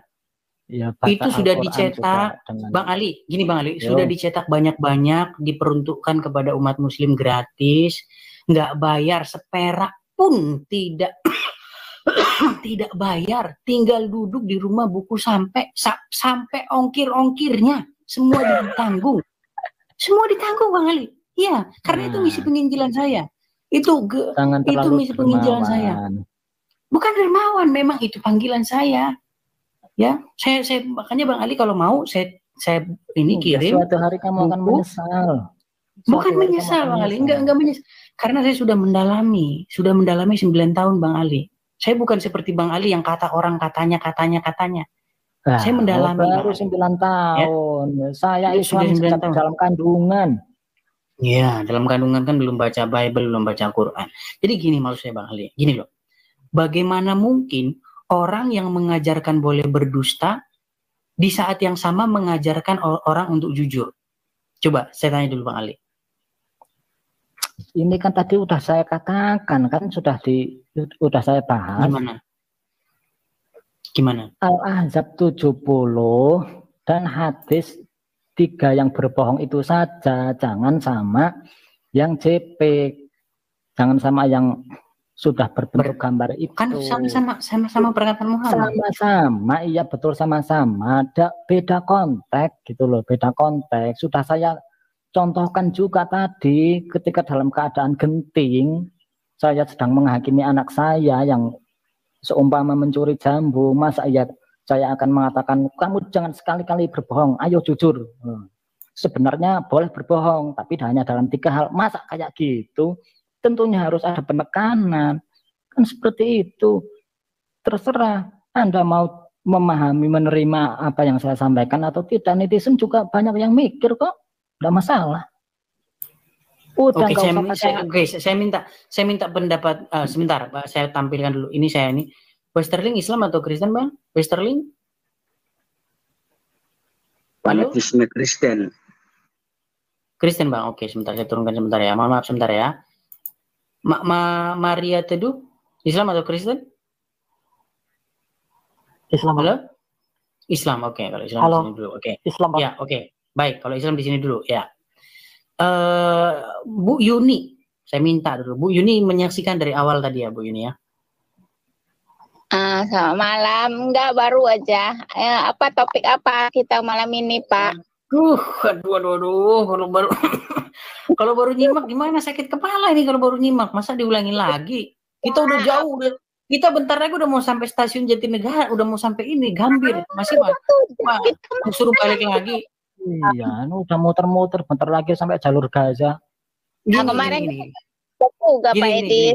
Aduh, ya maksudnya baru nggak diulang-ulang gini, Bu Yuni, yang saya tanya sama Bu Yuni. Kira-kira Bu Yuni, kalau orang yang mengajarkan untuk berdusta di saat yang sama mengajarkan kejujuran, menurut Bu Yuni bagaimana itu pendapat Bu Yuni? Pertama berdusta, kedua kejujuran. Soal apa? Tuh, saya butuh bantuan teman-teman yang Kristen satu, tolong ya, yang terkenal tidak ini ya, yang ngomongnya slow kalem yang enggak biasanya yang sering nggak bablasan, kalem, slow dan tidak menghujat kayak saya. Yang nggak menghujat. Yang kayak saya turunin. Sebentar, maksudnya enggak, saya kadang-kadang makanya saya takut naikin tuh. Kadang dia lost control, dia ngomongnya enggak ini, makanya saya capek harus ngedit lagi ya. Yang Kristen satu untuk bantuin saya ngadepin Bu Yuni. Karena kepala saya agak sakit ngadepin Bu Yuni. Gini Bu Yuni, maksudnya gini Bu Yuni. Coba Bu Yuni pahami dulu pertanyaan saya Bu Yuni. Gini Bu Yuni ya. Oke. Bagaimana kira-kira Bu Yuni percaya nggak dengan orang yang mengajarkan untuk jujur, tapi di saat yang sama dia mengajarkan untuk berbohong? Kira-kira Iya, gimana? dalam konteks apa? Maksudnya dalam konteks bagaimana? Iya, dalam situasi Sebenarnya kamu macam tuh paham, Edis. Dalam konteks Oke, baik. Saya ke Maria Teduh dulu. Silakan Maria Teduh. makanya udah nggak usah Oke, dibahas itu, nanti kamu malah makin terpojok. Iya, Yang kita gantian Al-Quran dulu Bang Ali. Bang Ali, kita gantian Bang Ali ya. saja. Kita gantian Bang Ali. Ya. Silakan Bang Maria Teduh. Gimana Maria Teduh pendapat Anda? Gini Bang Edis, ini saya agak gugup karena saya baru nih untuk Ya. bicara hal seperti ini kan di langsung live gini ya. Nah, saya untuk Bang Ali Dosti ini saya sepakat. Mungkin ini maksud dari Bang Ali ini gini Bang Edis. Maksudnya tidak selamanya jujur itu dibilang perbuatan yang baik ya, dan tidak selamanya juga kebohongan itu dipandang sebagai perbuatan baik. Mungkin gitu apa yang dimaksud oleh Bang Ali Dosti itu yang saya tangkap. Di saat seperti apa? Oke, di saat seperti apa bohong itu dikatakan baik?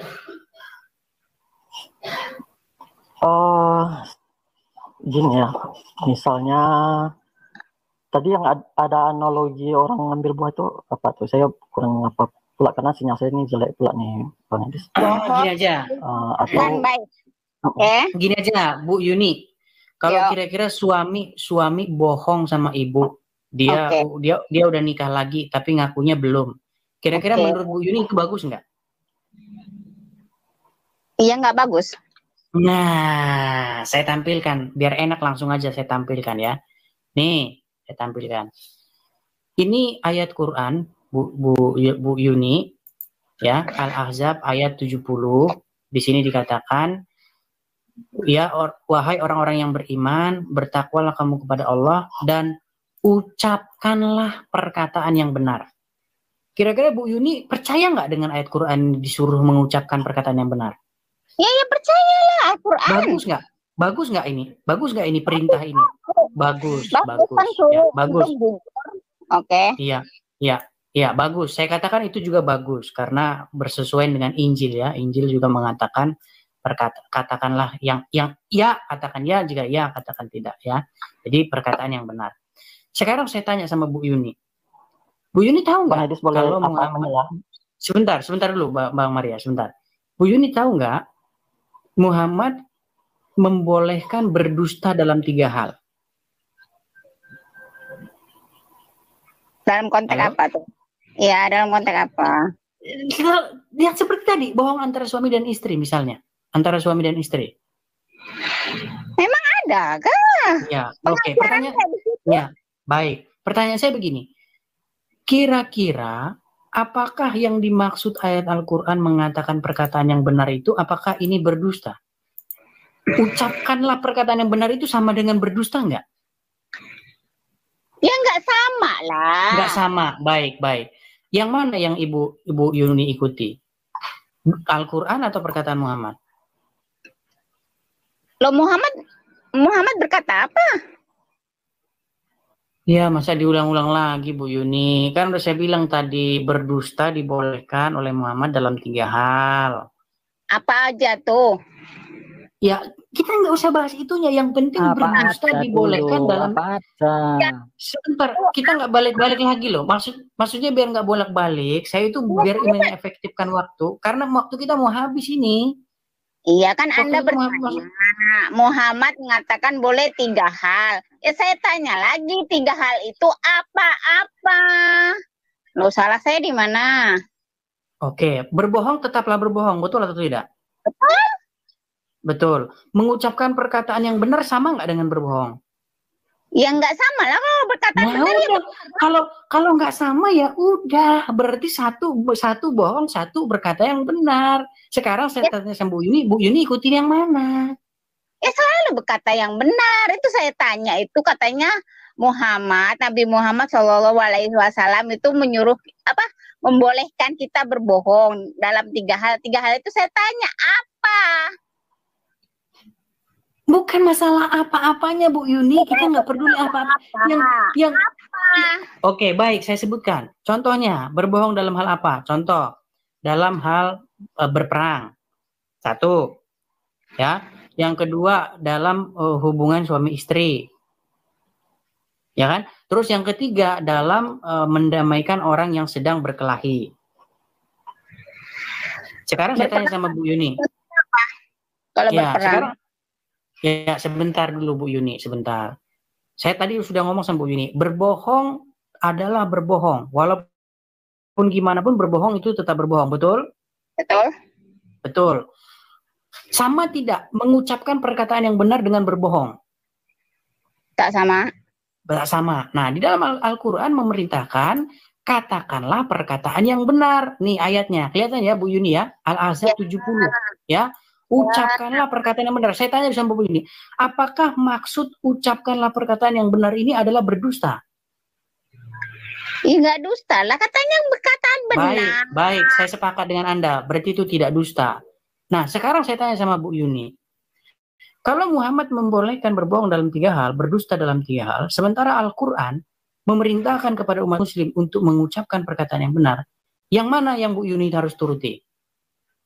Oke, kadang-kadang kita itu berbohong itu untuk satu kebaikan mungkin diperbolehkan. Di mana di sini? Oke, baik. Saya tanya sama Bu Yuni, biar Bu Yuni, biar kita nggak bolak-balik. Di mana di sini dikatakan ucapkanlah perkataan yang benar kecuali, ada nggak di sini kata-kata kecuali? Ada nggak di sini pengecualian di sini?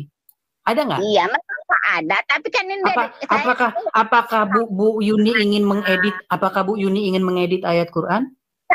Saya tak pernah mengedit. Baik, di mana di sini dikatakan ucapkanlah perkataan yang benar kecuali dalam 3 hal? Ada nggak di sini dikatakan kecuali dalam 3 hal? Sekarang saya tanya, Nabi Muhammad itu katanya 3 hal itu dalam berperang dalam apa? Hubungan suami istri itu dalam apa? Aduh, baik, saya tampilkan ayat yang lain Bu Yuni. Ya, ini Muhammad juga, hadisnya juga dari Muhammad. Jauhilah oleh kalian berbuat dusta. Ya, karena dusta membawa seseorang kepada kejahatan dan kejahatan mengantarkan seseorang ke neraka. Dan jika seorang senantiasa berdusta dan memiliki kedustaan, maka dia akan dicatat Allah sebagai pendusta. Jadi Muhammad, orang yang dengar dulu ini, orang yang sama mengatakan jauhilah dusta, dan orang yang sama juga mengatakan boleh berdusta dalam 3 hal. Makanya tadi saya tanya sama Bu Yuni. Ya, saya tanya juga dalam maksudnya gini. Saya pengen tahu Bu Yuni, saya pengen tahu bagaimana cara Bu Yuni percaya kepada orang yang mengajarkan untuk tidak berdusta, tapi di saat yang sama mengajarkan orang untuk berdusta dalam 3 hal. Ya, saya nggak di situ, nanti saya bilang mungkin ada hal-hal tertentu kamu tak bisa terima. Contohnya dalam kehidupan sehari-hari, saya di perantauan, saya sakit mau mati, tapi orang tua saya kan mesti telepon saya, sehat tak? Ya mesti saya akan berdusta bilang sehat. Gak mungkin saya bilang nanti saya udah mau mati di perantauan. Untuk alasan apa? Untuk supaya orang tua saya nggak risau. Makanya karena Bu Yuni belum kenal Injil. Injil mengatakan, jika ya katakanlah iya, jika tidak katakanlah tidak. Apa yang lebih daripada itu berasal dari si jahat. Gini Bu Yuni. Bu Yuni, saya halo Bu Yuni, halo. Saya kemarin sudah bilang sama Bu Yuni, ya, kenapa sih Bu Yuni tidak mau ikut Yesus? Di mana sih ajaran Yesus yang salah? Coba, di mana sih Bu Yuni? Banyak. Baik, sebelum kita ke situ, saya sambut dulu ya.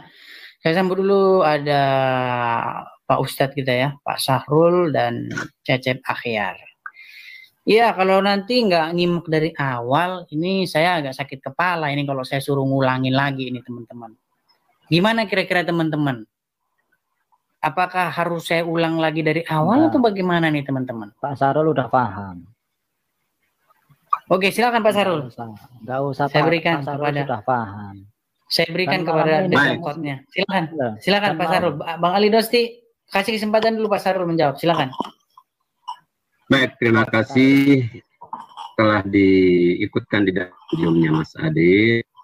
Assalamualaikum warahmatullahi wabarakatuh. Buat saudara seimanku, malam buat yang tidak seiman denganku.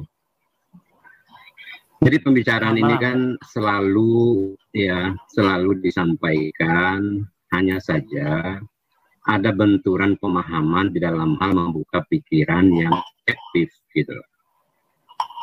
Al-Ahzab 70 tadi adalah ajaran bagaimana untuk berlaku atau berucap kebenaran, dibenturkan dengan hadis seperti yang disampaikan oleh Mas Adit bahwa Rasulullah mengajarkan kedustaan.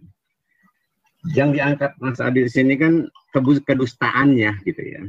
Kalau di situ berhentinya, tentu akan terjadi kontradiksi. Sementara hadis itu boleh berbohong kecuali dalam 3 hal. Hal yang pertama adalah siasat perang. Ini tidak bisa dibantah. Siasat perang itu adalah satu trik, satu kedustaan agar kita bisa menang dari musuh. Bodoh sekali orang berkata benar pada saat perang. Bodoh. Analogi sederhana.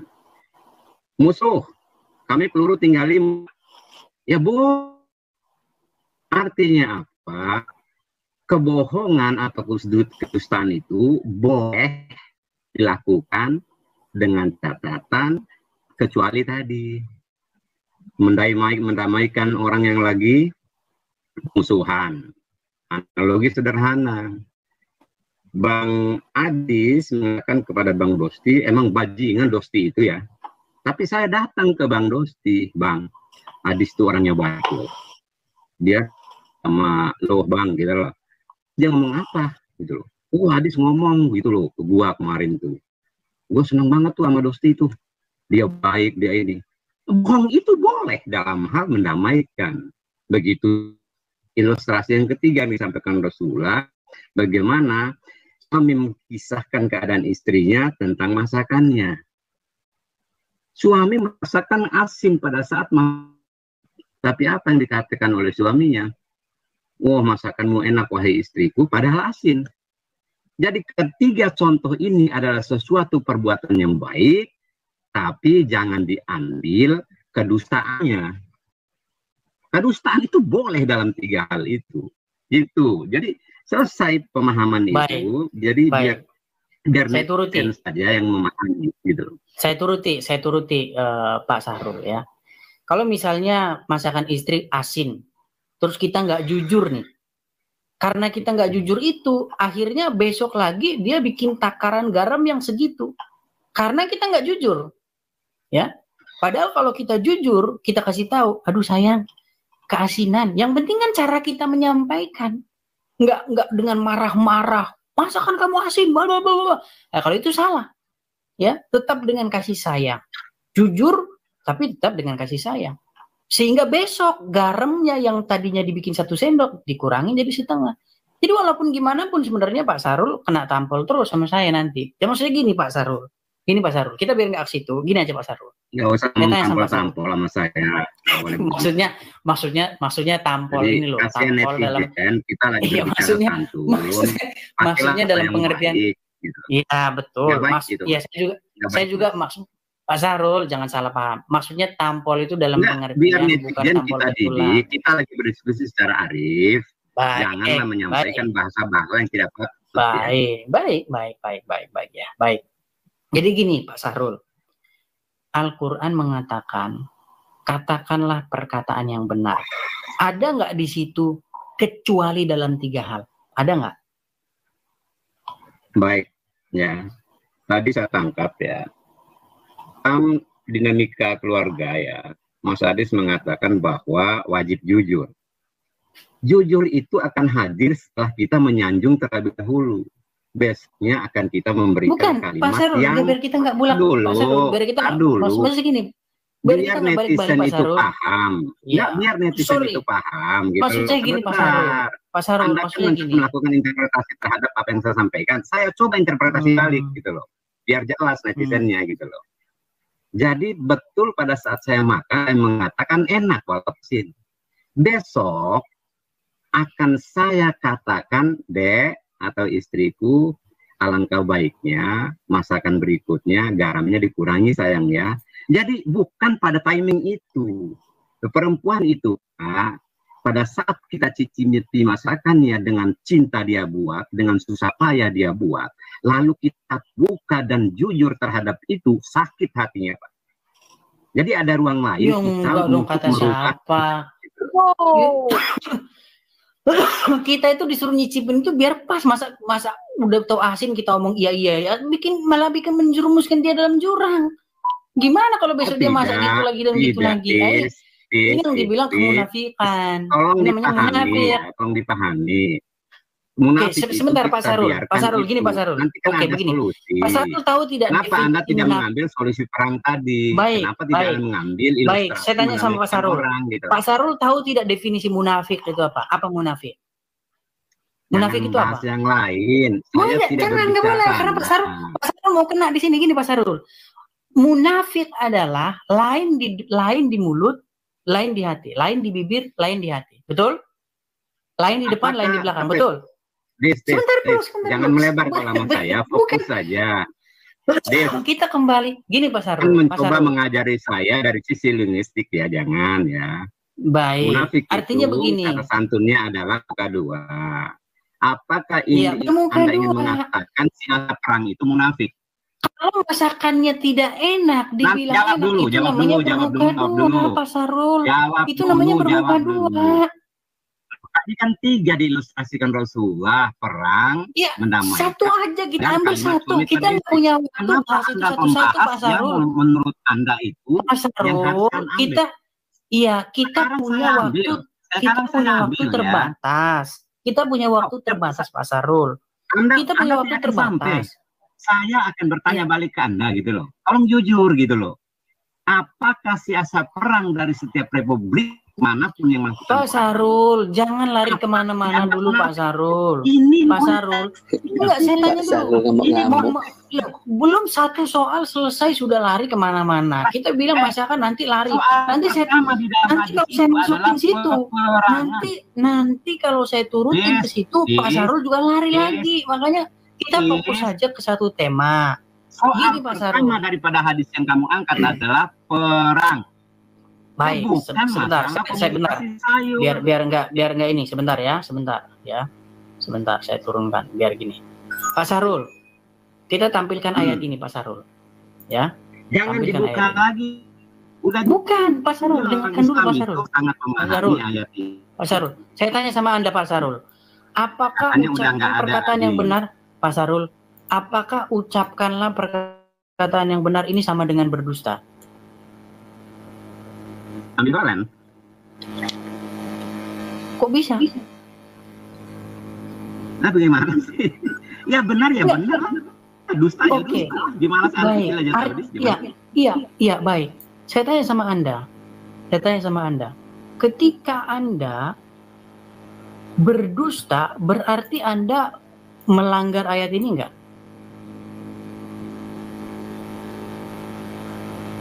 Kan konteks saya kan udah kasih tahu kan hadis. Di mana di sini konteks? Oke, di mana di sini konteks? Ucapkanlah perkataan yang benar dalam konteks. Ada nggak di sini? Kecuali dalam 3 hal ada. Bertanya ayat atau bertanya hadis? Ayat ini Pak Sarul, Al-Ahzab 70. Kenapa Anda menambah ayat? Ucapkan. Iya, justru itu yang saya tanyakan di sini. Ucapkanlah perkataan yang benar. Ada tidak di sini? Oke, betul. Baik. Sekarang Muhammad mengajarkan boleh berdusta dalam 3 hal. Betul? Apa masalah lagi? Udah kan dijelaskan tadi. Oke. Yang mana yang Pak Sarul ikuti? Boleh berdusta dalam 3 hal atau Al-Ahzab ini? Ucapkanlah perkataan yang benar. Yang saya ikuti. Orang Islam itu. Yang mana?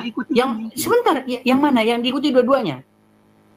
Dua-duanya. Yang penting kamu tidak benturan dengan umum. Bagaimana Pak Sarul mengikuti di satu sisi disuruh mengucapkan perkataan benar, tapi mengikuti juga boleh berdusta? Nyampe kan kamu dis, dusta yang dilakukan di dalam hadis itu adalah buatan baik. Mana sih? perang itu berdusta baik buat negaranya. Mendamaikan kedua belah pihak yang lagi berseteru itu baik untuk keduanya. Jelas gitu loh. Masalahnya. Jadi biar netizen saja yang akan memahami cara kita diskusi, kita juga paham apa yang disampaikan Edis, apa yang disampaikan saya. Kita tidak perlu berdebat, Dis. Nggak usah. Enggak, kita Biar nggak netizen berdebat, yang Pak mendengar Sarul. kita. Oke, Anda sekarang kita berdebat kembali. kok. Oke, sekarang Anda kita tahu, kembali. tapi Anda debat. Baik, Gitu loh. baik. Sekarang kita kembali Pak Sarul. Jadi, kalau Pak Sarul menyimak ini dari awal, ya, ada rahib-rahib atau ada alim ulama yang dituhankan Udah, oleh jangan. satu kaum. Sebentar Pak Sarul, biar Pak Sarul. Ini kita ke situ, Ini yang muaranya mana kita ke lagi, situ. Des? Muaranya kita ke situ. Ah, Loh. ya. Nah, ini makanya Boleh, Pak Sarul nggak nyimak dari awal. Ini kan nggak nyimak dari awal. Ya, Apalagi ya, tadi kan ada. ayat dan hadis. Ini apalagi rahib gitu loh. Apalagi Ya, makanya Pak Sarul nyimak dari awal. Kita ini membahas mengenai gua kan masuk, Dis. Masa disalahin? Oke, makanya saya jelaskan. Makanya Pak Sarul biar tahu ya. Gini Pak Sarul. Makanya bilang pindah konteks. Gini. Ya, Bu, ini bukan pindah konteks. Justru kita ini sekarang malah udah pindah konteks. Gini Pak Sarul, ya. Jadi ada orang-orang, ada satu kaum yang menjadikan rahib-rahib mereka dan alim ulama mereka sebagai Tuhan selain Allah. Itu ada ayatnya dalam Al-Quran. Pak Sarul pernah dengar ayat itu? Ada. Baik. Kenapa dikatakan bahwa mereka itu menjadikan rahib-rahib sebagai Tuhan selain Allah? Karena apa Pak Sarul? Tahu nggak Pak Sarul penyebabnya? Oh, Apa penyebabnya?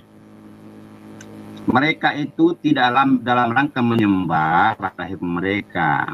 Hanya Iya, saja sebabnya saat apa? mereka Sebabnya itu apa? mengkultuskan, menjadikan mereka itu Tuhankan mereka itu, bukan menyembah Iya. kan? Oke, kalau Bapak Sarul nggak percaya, bukan Itu orang-orang menyembah, saya soleh tampilkan. loh. Saya tampilkan Pak Orang Sarul. soleh itu. Biar, iya, saya tampilkan makanya Pak Sarul. Saya tampilkan Pak Sarul ya. Saya tampilkan. Sedangkan pada leher Adi tergantung salib yang terbuat dari perak. Saat itu Rasulullah sedang membacakan firman-Nya. Mereka menjadikan orang-orang alim dan rahib-rahib mereka sebagai Tuhan selain Allah. Ya, Adi lanjutkan kisahnya bahwa ia menjawab, sesungguhnya mereka tidak menyembahnya. Nah, ini kata Pak Sarul. Sama dengan Pak Sarul ngomong sama dengan Adi nih. Mereka tidak menyembahnya ya Rasulullah. Mereka nggak menyembah. Ya. Tapi apa kata Muhammad? Perhatikan kata Muhammad. Jawab Muhammad ya. Muhammad bersabda, tidak. Sesungguhnya mereka mengharamkan hal yang halal bagi para pengikutnya dan menghalalkan hal yang haram bagi para pengikutnya, lalu mereka mengikutinya. Yang demikian itulah ibadah mereka kepada orang-orang alim dan rahib-rahib mereka. Sudah dengar penjelasan Muhammad. Karena apa mereka itu disebabkan mentuhankan rahib-rahibnya? Karena mereka menuruti rahib-rahibnya itu, ya, sekalipun itu mengharamkan yang dihalalkan Allah atau menghalalkan yang diharamkan Allah atau mengharamkan yang dihalalkan Allah, mereka mengikutinya. Itulah penyembahan mereka. Itulah kenapa mereka dikatakan mentuhankan rahib-rahib mereka, menjadikan mereka sebagai Tuhan selain Allah. Sekarang saya tanya sama Pak Sarul, Al-Quran mengajarkan katakanlah perkataan yang benar. Ya, katakanlah perkataan yang benar. Ini menurut Al-Quran. Al-Ahzab ayat 70. Ya, nih, ucapkanlah perkataan yang benar. Nah, Muhammad membolehkan boleh berdusta dalam 3 hal. Pertanyaan sama Pak Sarul. Apakah Muhammad sedang menghalalkan? Bapak Ibu Saudara, kita sudah dengar bagaimana debat ini dan mari kita simak bersama dan juga mari kita memberikan komentar yang baik dan yang positif. Bapak Ibu Saudara, pada saat ini juga kita akan merenungkan sebagian dari kebenaran firman Tuhan untuk kita menjalani hari-hari ini dengan penuh sukacita dari Allah Roh Kudus. Mari kita mendengarkan firman Tuhan di dalam Lukas 17 ayat 11 sampai yang ke-19. Begini bunyi firman Tuhan. Dalam perjalanannya ke Yerusalem, Yesus menyusur perbatasan Samaria dan Galilea. Ketika ia memasuki suatu desa, datanglah 10 orang kusta menemui dia. Mereka tinggal berdiri agak jauh dan berteriak, "Yesus, Guru, kasihanilah kami." Lalu ia memandang mereka dan berkata, "Pergilah, perlihatkanlah dirimu kepada imam-imam." Dan sementara mereka di tengah jalan, mereka menjadi tahir. Seorang dari mereka ketika melihat bahwa ia telah sembuh, kembali sambil memuliakan Allah dengan suara nyaring. Lalu tersungkurlah di depan kaki Yesus dan mengucap syukur kepadanya. Orang itu adalah seorang Samaria. Lalu Yesus berkata, "Bukankah ke-10 orang tadi semuanya telah menjadi tahir? Di manakah yang 9 orang itu? Tidakkah di antara mereka yang kembali untuk memuliakan Allah selain daripada orang asing ini?" Lalu ia berkata kepada orang itu, "Berdirilah dan pergilah, imanmu telah menyelamatkan engkau." Dalam kebenaran firman Tuhan ini, kita melihat bahwa orang Samaria, orang yang dikucilkan oleh orang-orang Yahudi. Tapi kita melihat bahwa ketika dia mengalami perjumpaan dengan Tuhan, dalam penderitaannya, dalam penyakitnya, ketika Tuhan menyembuhkan dia, dia taat. Tuhan mengatakan kepada dia, pergi kepada imam. Ini menunjukkan suatu perintah bahwa harus pergi. Dan saat itu ketika dia pergi mengikuti apa yang Tuhan mau, dia seketika itu juga sembuh. Hal ini juga mengingatkan kita bahwa kita juga harus berbalik kepada Tuhan. Dalam setiap persoalan hidup kita, dalam setiap permasalahan hidup kita, kita harus kembali kepada Tuhan, kita harus melibatkan Tuhan. Ya, jangan kita mencari dukun atau mencari hal-hal yang lain supaya kita dianggap bahwa kita lebih hebat, ya. Dukun lebih hebat atau orang lain lebih hebat. Maka dari itu Bapak Ibu, mari beriman kepada Tuhan dengan sungguh-sungguh dan beritakanlah firman Tuhan itu kepada siapa saja supaya mereka juga diberkati. Sekian saja firman Tuhan ini. Tuhan Yesus memberkati kita.